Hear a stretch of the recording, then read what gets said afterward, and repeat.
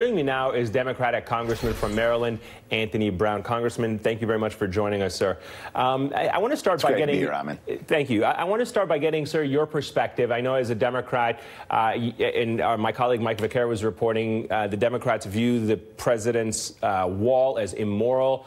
It's not about money; it's about morality. But I know that you're not interested in giving President Trump the $5 billion that he wants for that wall. So let me reverse it by asking you, what specifically are you and the Democrats willing to compromise on to get the government back open and those federal employees in your district back to work? Sure. Well, first of all, let's be clear. It doesn't make sense for Democrats to negotiate against the American people. And what do I mean by that? We know that a majority of the American people oppose a border wall, and even more Americans oppose a government shutdown in order to make progress on building an immoral and impractical border wall. This is squarely in the president's lap. He has the ability to open up government.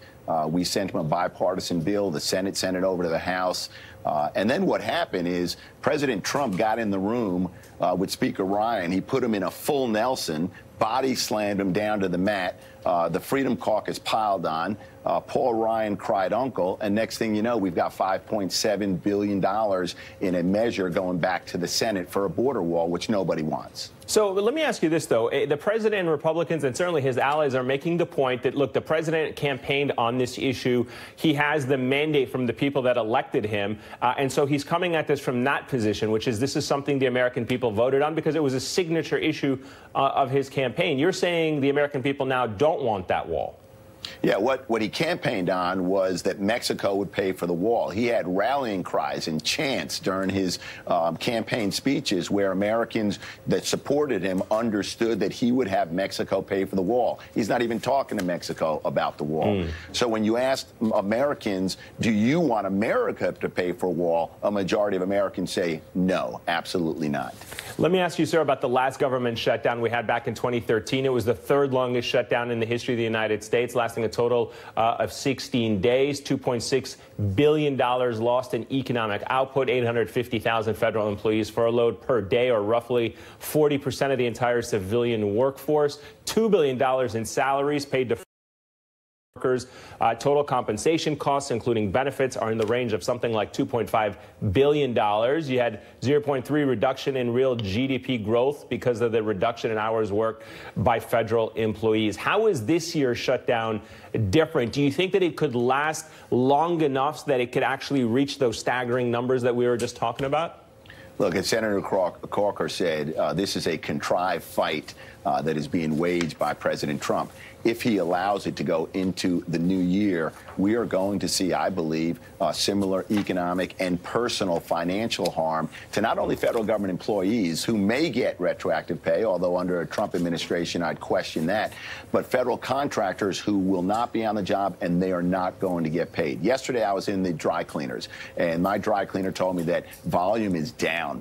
Next door to the dry cleaner is the barber shop. Folks are just holding off. They're not spending the same kind of money because of the uncertainty. I've got the 5th largest number of federal government employees, so I feel the impact. I see the impact in my malls, my shopping centers, and this is going to have an impact. And it's my hope and my plea to the president: open up government, put federal government workers back on the job, pay federal contractors, and don't do the harm to the economy that would ensue if you don't.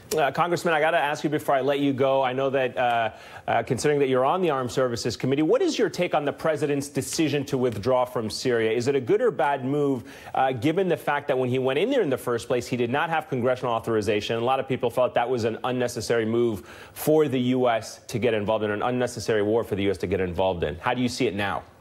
Well, look, the president claims that ISIS is defeated, and I don't think anyone who really focuses on these issues would believe him.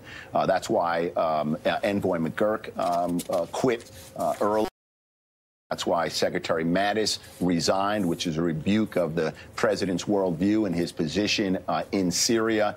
The president owes it, I think, to the American people to come forward and state what is the criteria he is using to reach the conclusion that ISIS is defeated. He needs to speak to issues like how are we going to address the civil strife that continues in Syria, the refugee crisis in Syria, the humanitarian crisis in Syria.